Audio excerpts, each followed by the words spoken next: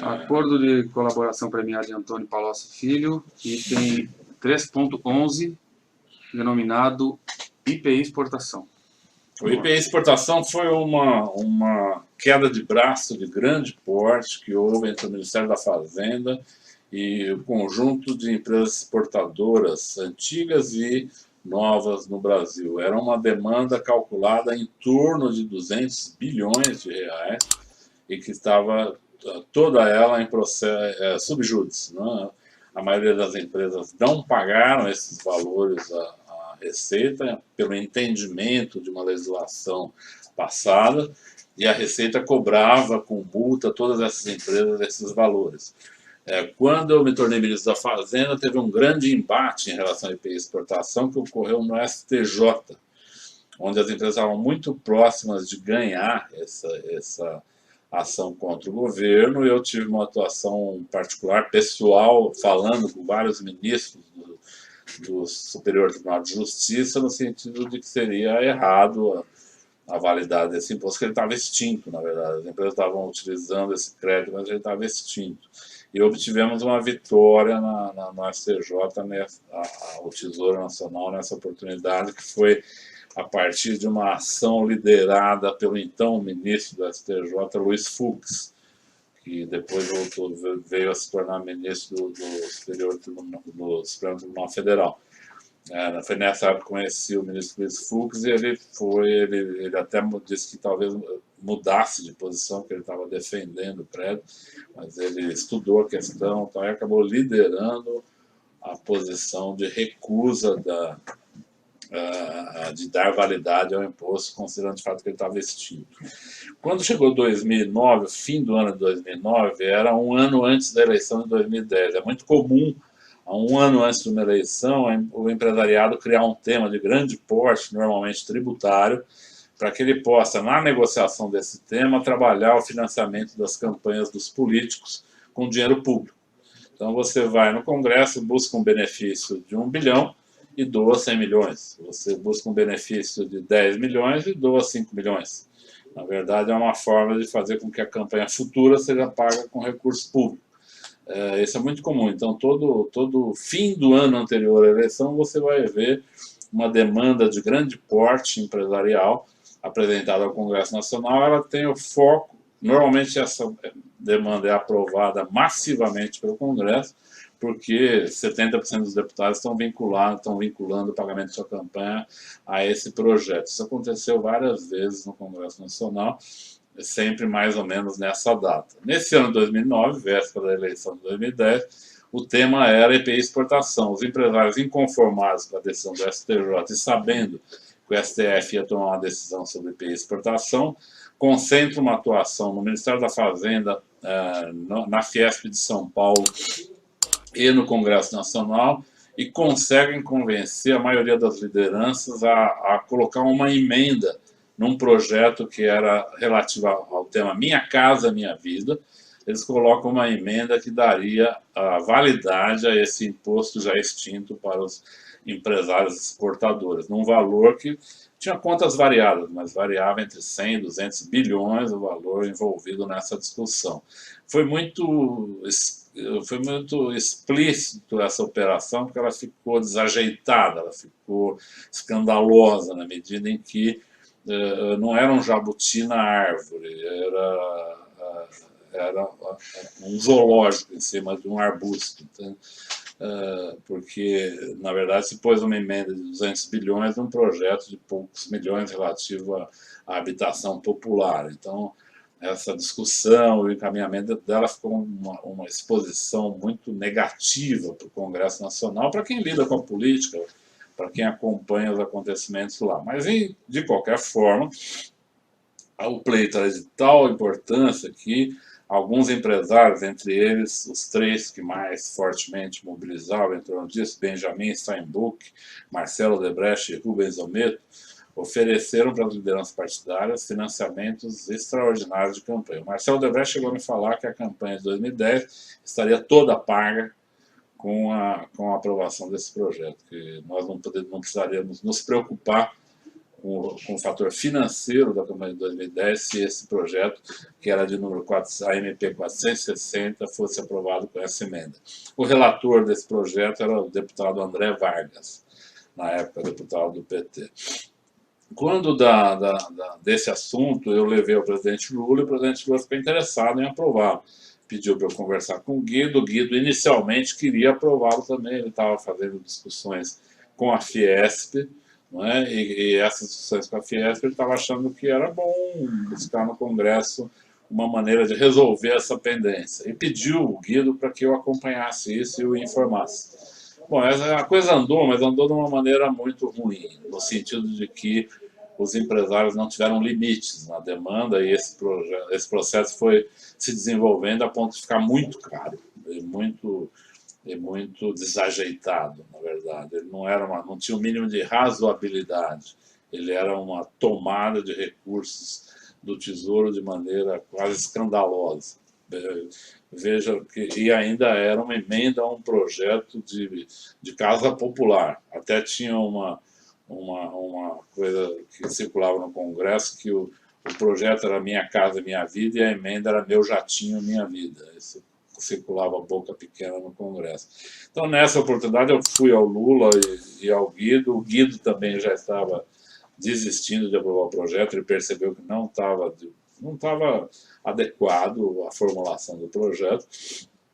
E o presidente Lula também começou a recuar da sua provisão. Por isso, ele foi aprovado no Congresso e o PT, o nosso partido, eu em particular, votamos contra, mas ele teve maioria de votos e seguiu para a sanção presidencial. O Marcelo Odebrecht fez uma reunião comigo, estranhando o meu voto contrário. Ele disse que tinha certeza que eu ia votar a favor. E foi na minha casa, quando eu morava numa casa anterior atual, que eu morava em São Paulo, no bairro Moema. Ele foi na minha casa, no dia seguinte, e perguntar por que eu tinha votado contra, porque ele tinha uma importância muito grande, ele ia dar um benefício muito grande para o PT e para os partidos aliados. Eu expliquei para ele que não tinha condições de aprovar da maneira com que caminhou o projeto, que ele estava, na verdade, um grande escândalo. Ele não gostou, evidentemente, mas o Marcelo é daqueles que levam um tiro e levanta e continua caminhando. E, na mesma conversa, ele já propôs buscar compensações. Eu falei, calma, vamos ver, vamos observar, vamos ver que caminho isso nós temos. Tempos depois, ele procurou o Guido Mantega e propôs resolver a questão. E nesse ínterim, o Supremo Tribunal Federal tomou a decisão. O Supremo falou, esse imposto é extinto, não deve ser aproveitado o crédito pelas empresas, mas dada a necessidade de segurança jurídica e dada a forma com que ele foi extinto ao longo do tempo, o STF considerou ele válido até 1990, ou seja, deu o crédito para as empresas até o ano de 1990 e não nos 19 anos seguintes. Então, 19 anos do imposto aproveitado tiveram que ser devolvidos para o Estado, porque as empresas aproveitaram, não pagaram, e esses 19 anos teriam que ser pagos nesse momento, numa decisão do STF. O Lula vetou a emenda, ele achou que também não dava, o Guido também propôs o veto à emenda, e ficou-se sem solução. O Marcelo e essas lideranças depois procuraram o Guido e propuseram uma outra emenda numa MP, aí não era uma emenda, acho que foi uma MP de refis, na verdade, uma MP voltada para essas questões, mas eles propuseram que houvesse um parcelamento do pagamento dessa obrigação resultante da decisão do Supremo Tribunal Federal. Era razoável ter um parcelamento, não era, vamos dizer, não era uma medida exótica, parcelar o pagamento de alguns bilhões. Mas ali, além do parcelamento normal, foi feito de algumas maneiras que atendia a pedido das empresas, o que resultou não nas extraordinárias colaborações e propinas que eles propunham no início, dado que o processo original foi negado, mas resultou em propinas importantes. Por exemplo, a Odebrecht combinou com o Guido Mantega, e me informou na época, de pagar 50 milhões de reais por conta dessa operação. A Companhia Siderúrgica Nacional combinou e pagou 14 milhões de reais por essa operação. também Rubens Ometo pagou. Como foi o pagamento de cada um? A do Odebrecht foi para a planilha e ficou como um compromisso que foi saldado com o Guido anos depois. Ficou registrado, o Marcelo, de fato, garantiu esse recurso, me informou dele, saldou com o Guido, se não me engano, em campanhas de 2012, 2014. O Benjamin Steinbuch, a qual cabia pagar 14 milhões, pediu para que o Marcelo Odebrecht o fizesse, porque ele estava sem canal de produzir cash na empresa dele, na CSN. Ele pediu para o Marcelo fazer, como eles tinham obras comuns, eles iriam fazer compensação nessas obras. Então o Marcelo deu 14 milhões a mais aí na campanha de 2010 para o PT, em várias formas de doação formais, né? Mas com base nesse projeto, em favor da CSN. E depois a CSN iria acertar com ele. Inclusive existe um processo a respeito disso, que foi enviado para São Paulo, sobre a CSN, esse pagamento de 14 milhões, mas o processo não está vinculado ao IPI de exportação. Acho que essa informação não consta no processo. E, de fato, essa doação tem a ver com esse item aqui. Ele tá anotado nas coisas do Marcelo como uma doação que está italiano e alguma outra coisa, porque está na planilha, chamada planilha italiana, e que tem a ver com a CSN, a siderúrgica CSN. Então tem uma anotação na planilha do Marcelo, tem um pedido do Benjamin para que ele pagasse, o pagamento foi feito, e aí existe um processo, um inquérito. Ainda é em fase de inquérito na Polícia de São Paulo, que foi aberto em função de alguma das colaborações. Só que ele não tem a informação no inquérito. Essa informação, esse inquérito estava um pouco perdido em termos de onde vem esses 14 milhões, por que ele existe, de onde saiu. Eu estou aqui me referindo porque ele se trata dessa negociação. O Ometo, o terceiro que fez doação importante a partir desse contrato, até onde eu sei, fez toda a doação por dentro. A origem foi esse. Mas vinculada a essa operação, claramente. Mas toda a doação do Ometo, até onde eu sei, em 2010, foi com um bônus eleitoral. No anexo aqui proposto, tá? Esse termo de colaboração, tem apostados alguns e-mails. Tá? Certo. O que são esses e-mails, as circunstâncias dele? Então, esse e-mail, veja, esse processo todo de aprovação, de votação da emenda da 460 e de negação dela, aprovação da outra parcelamento, foi de intensas conversações entre membros do Congresso, membros do governo e empresários.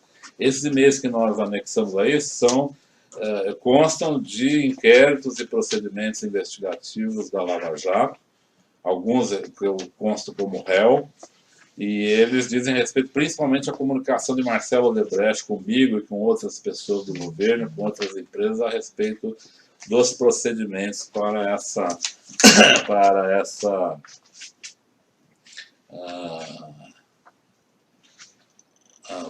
questão. Por exemplo, tem um que diz: italiano acabou de me ligar, disse que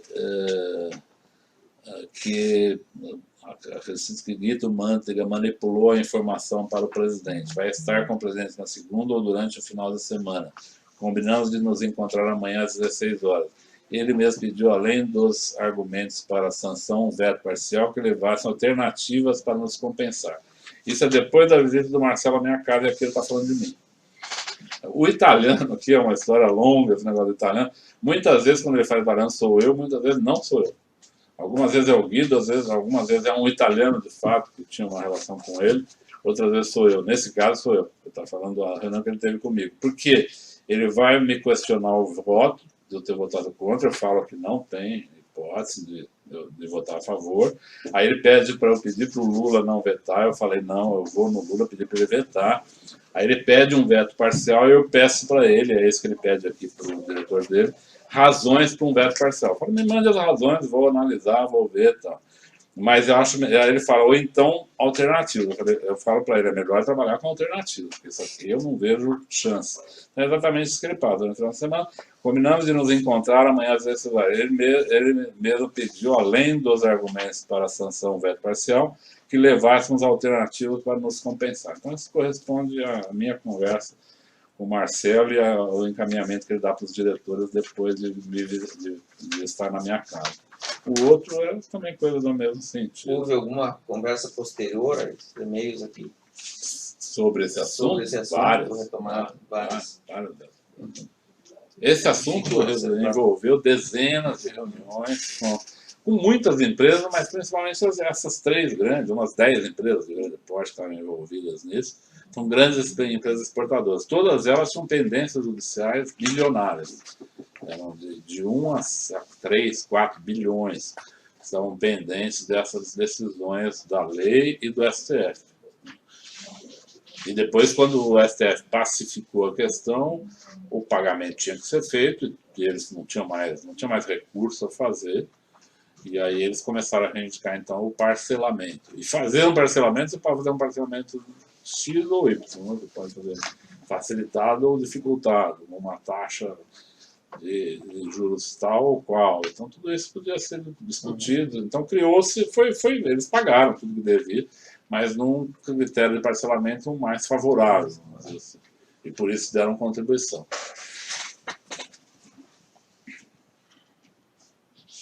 E foi o ex-ministro Guido Mantega quem gerenciou tudo isso? Essa forma de parcelamento?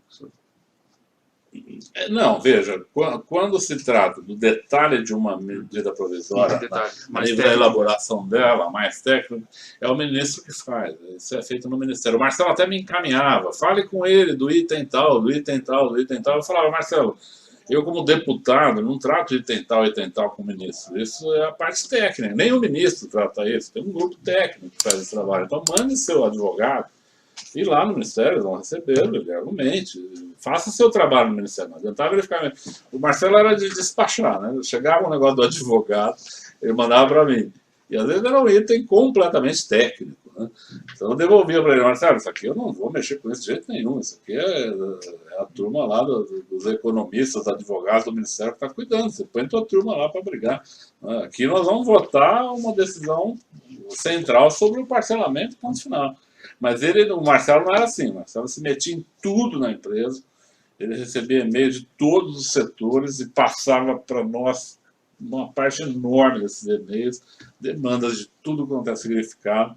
É uma característica dele.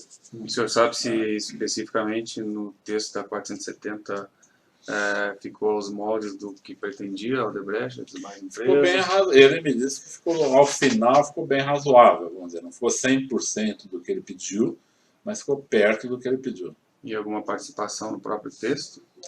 Com certeza, ele mostrou para mim texto, levou o Guido, levaram.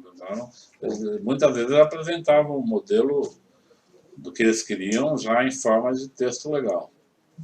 Nesse caso, com certeza, eu vi texto. Eles queriam apresentar para mim, mas eu falei para ele, não adianta apresentar para mim. Isso você tem que tratar no nível do Ministério, que está elaborando, os técnicos estão elaborando o projeto. Eu não fazia esse tipo de conversa no Ministério. Eu conversava com o Guido sobre, olha, vamos fazer uma concessão, não vamos fazer uma concessão. A elaboração disso era outro ambiente. Mas eles trabalhavam intensamente até na redação. Muitas vezes, empresas como a Odebrecht levava, em todas as conversas de MP, levava a redação da MP que ela queria pronta. No anexo proposto fala que em contrapartida, né, ele teria cobrado, Guido Mantega teria cobrado 50 milhões do Odebrecht.